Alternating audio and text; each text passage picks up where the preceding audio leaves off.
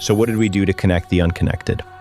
As our first proof of concepts, we brought internet access and solar to the most remote villages we could find to people who have never been on the internet before.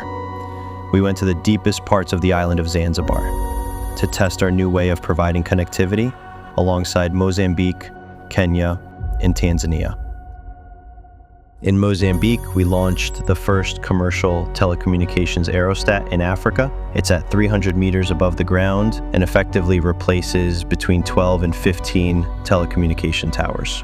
World Mobile chose Reno as the first place of launch in the United States of America. Our distributed and decentralized approach allows hosts and operators to own the network and partake in the revenue generated by it. In Pakistan, we deployed over 130,000 Spark AirNodes, connecting schools, hospitals, and communities, and creating a lot more prosperity for the country. And then we reached new heights with World Mobile Stratospheric, an innovation in direct-to-device connectivity. Higher than towers, closer than satellites, recoverable, and hydrogen-powered. Stratospheric is designed to deliver wide-area mobile coverage directly to standard smartphones, a new infrastructure layer at the center of telecoms. Now, in 2026, that journey continues.